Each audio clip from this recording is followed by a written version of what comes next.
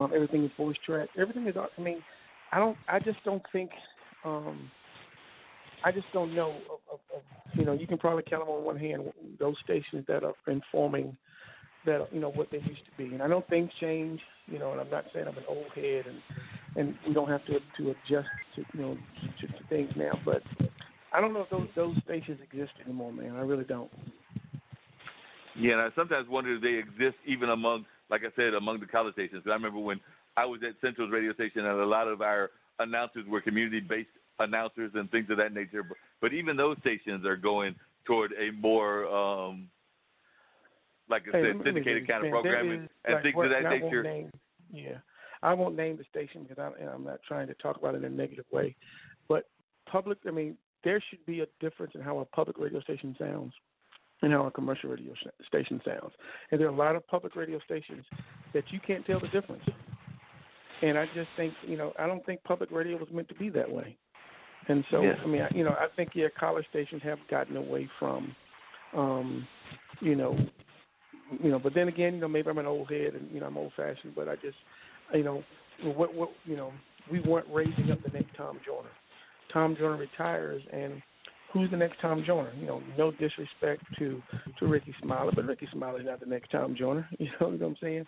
I mean, what Tom did for black radio and what Tom did for raising dollars for historically black colleges and universities and always, giving us that voice of the black community. I mean, that's gone. And I'm not saying that Ricky will not be able to do it. I'm not saying that, but, Ricky and Tom are two different people. So I don't know. I just, like you said, I don't want to get into the negative thing when it comes to radio, but I just not sure what radio, I'm not sure what radio is headed these days. And how do you feeling about because I've had the pleasure of talking to Woody King, going to the National Black Theater Festival every other year. So I just went last year. The next one will be 2021. Some years getting to enjoy the full endeavor of it, like getting to spend days there, particularly when Mom was living in Winston-Salem. But then some years, like the last two times, maybe lucky if I get a day or two, get a chance to hang out with Petrie Bird and things of that nature, but still getting a flavor for the National Black Theater Festival.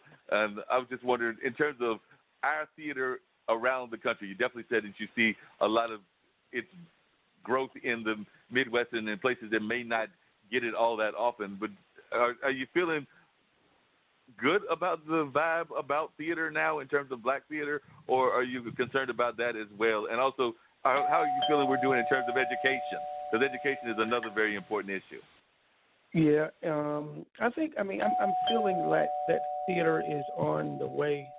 I think theater is making a comeback, in my opinion, because we went through this, like you would see a church on every corner. We went through that. You see a black stage play, in every market for a while. And then when the market crashed, if you're doing theater now, I think you have to be creative. I think you have to have a purpose. So I think the ones that are doing theater now, it is, they're doing it for a purpose, and it's totally different. So I kind of think that, live theater is on the comeback. I hope that you're right, because I'm definitely a big fan of live theater. Garrett, I definitely want you to stay on the call and everything. Like I said, I definitely, as I told you when I invited you, we always have multiple guests, and I've got a motivational speaker that is called in. Good. So, but before we get you I appreciate your time, in terms of this, I would love for you to give your contact information and the website and things of that nature, but definitely stay on, because there might even be some dialogue and some shared conversation with you and Mr. Bumpus. But if you would definitely share with the audience how they can reach you, and if you want to say a couple of the theater productions and where they're coming, if anything is coming in the next month or two, that's also really cool if you want to do that. Great. So you can follow me on gdavisproductions.net. That's gdavisproductions.net. On Facebook at Garrett Davis. We've got several, productions that are touring simultaneously: Daddy's Boys, Mama's Girls, Forget Me Not, Sisters at Heart, Clearly Invisible. We kick off our touring season March the 21st in Durham with Daddy's Boys. It's a free event at the Carolina Theater. Tickets are free. You can just go to that website. We'll let you know. You can register for tickets right now by going to that website, gdavisproductions.net or daddysboys.net. And, man, thanks a lot for everything, and we'll hang around for a while. All right, just real quickly before, I definitely want you to hang around, but real quickly before getting to Mr. Bumpers and everything, what is Daddy's Boys about? I know that I read a little bit, Daddy's but our Boys, listeners that might be listening. Daddy's Boys is about a father who has prostate cancer. He has 3 sons, and he's trying to be the father he needs to be for them. He's always been there for them financially, but he hasn't been there for them emotionally. And so they're trying to work through their relationships when he finds out he has prostate cancer. Very, very touching production. Funny. The singing in it is off the chain. You would love it. And you can go to Daddy's Boys, DADDYSBOYS.net for more information on that particular play as well. All right. Thank you, Garrett. Definitely appreciate you being on. Dean, if you want to, you can drop a spot in there real quick, and then we'll bring in Gerald Bumpus, who is a life coach and things of that nature. Okay, no problem. Daryl Bumpus will be with us in just 1 second, right after this commercial break. This is Nikki Hall, founder of Simply Radiant LLC, a woman with great passion and skill to make you look and feel better. Meet me where you are. Let's take it to another level, a new you. See you soon. Call 919-971-6243. Make your place today.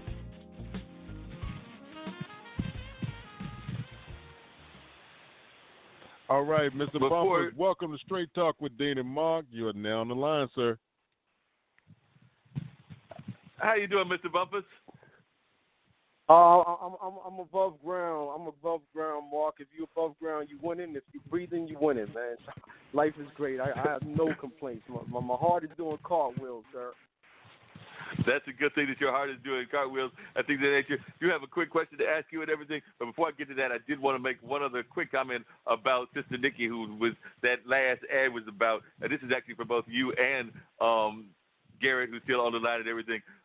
Nikki Hall, in addition to being a makeup artist and that other long title that I'm not going to butcher because sometimes there are words that even I, a long-time radio person, will butcher if I try to say it. So I'm not going to try to say it because I'll probably kill it. So, but in addition to doing that work in the makeup field, she is an actress and has had some long-time troubles and concerns of her own. She has been divorced and a divorcee, and the divorce was because of all kinds of things going on in her life. So she is now the single mother of 4 adult kids, and I believe she just had her 7th, if I remember correctly, 7th grandkid. So she's working on writing some scripts about some of the things that she went through in that marriage, because apparently the marriage had some very rocky times and things of that nature. So I'm definitely going to have to put her in touch with you, Mr. Bumpus, as well as you, Garrett, because she has a very rich story that she would like to share with the world, and she just recently performed back around Christmas at Hillside as part of that Black Nativity play that a number of churches do around the country, the Langston Hughes famous work and everything. So she played one of the secondary characters in that and is trying to get back into her acting and her playwriting. So do look out for her, and I will try to put both of you in touch with her because she is definitely trying to do some very positive things in the theater world. And as she says, I've got a story to share and a story that she feels will inspire a lot of people that might be in some kind of situations that they would like to see themselves get out of, because I think there might have been some abuse. It might not have even been physical. It might have been some emotional and mental abuse, but there was definitely some abuse involved, and she wants to share her story. So I think that anytime the folks are willing to share their story and turn it into a positive versus a negative by showing people what was done right and what could be done better, I think that that's always a wonderful thing. Now, Mr. Bumpus, one of the things you talk about is overcoming the fear of failure. You've heard Garrett. He had hardly no fear of failure since he started off doing these plays and being a performer way back in our high school, college kind of days, and then doing it as a young program director, and now, of course, just blowing up the theater world. But talk a little bit about what you talk about when you're saying overcome the fear of failure and how a lot of times we get in our own way. Because I do know that I sometimes do that. I've talked to friends of mine about that. There have been a number of jobs that I probably should have applied for that I talked myself out of it, and then later on I would find out either that somebody else got the job or I was never made aware of the job. But those are kind of ways that we can talk our way into the fear of failure and not necessarily being all that we can be. And there are folks like Garrett, folks like the now late, great Kobe that definitely did not seem to have that problem. So definitely talk to us about what your message is. Well, first I want to say, Mark, I thank you and I appreciate you and Dean for sending me the invitation to come on this amazing show and to speak to your awesome audience. And to Mr. Davis, I want to say I commend you and I applaud you for stepping into your blueprint and getting out of your own way and finding your purpose. I mean, you know how many people on this earth will never find what their true purpose really is. You know, it's kind of almost sad, you know, that you will not actually realize the reason why you were placed on this earth, the reason why you were brought into this life. And I'm sure even with Kobe at times, may he rest in power, that he dealt with fears and getting in his own way. So you could see some of the interviews that he's had, he's admitted how, listen, becoming great isn't an easy road. We all know that. And what I tell a lot of my clients is that the road to success is a lonely road. The road to success is a lonely road. Not everyone will understand your journey. You know, I recall when I started my own journey, you know, there were so many people that I wanted to put in the boat with me to reach that destiny. And after a while, I started realizing that maybe the boat was just made for me right now. But you have other people that I call. Can you hear me? Yes, hear you loud and clear. Yes, okay, I hear you. Okay. Well, it's funny because the title of my first book is called I Know You Hear Me, But Are You Listening? I know you hear me, but are you listening? And the reason why I titled that is because, to speak to your question, is that a lot of times our intuition is speaking to us. A lot of times, whoever you may believe in, the higher power, is speaking to us. But at times, you know, we're quick to get on our knees and pray and ask for things, and we're quick to jump up and not really give it time or sit there and wait for the answer. And we interfere with that blueprint that's on. The Celestine prophecy says the problem in life isn't finding the right answer, it's identifying the right questions. Once you get the questions right, the answers will always come. So you just have to get the questions right. And a lot of times we interfere with our blueprint or with our purpose because we're looking for answers instead of asking the right questions. And we end up getting in our own way.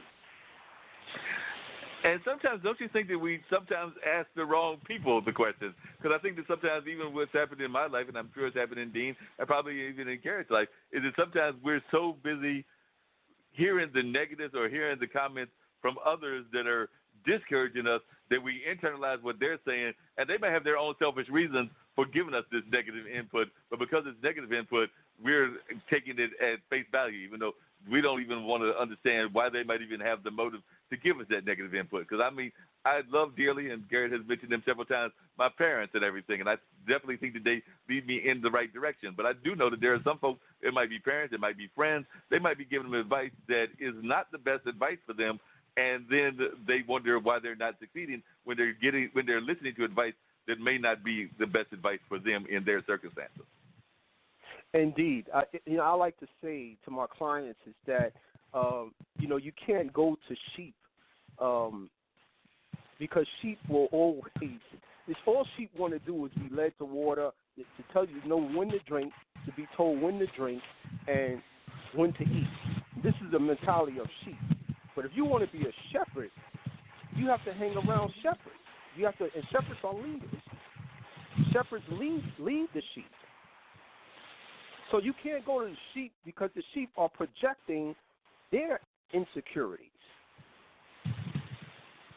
I know we all value, our loved ones and our family members and our significant others, our spouses or girlfriends or boyfriends, and, we value their opinion, but at times we have to understand that their opinion may not always be of your best interest because not everyone has always seen success right in front of them. And when you start to become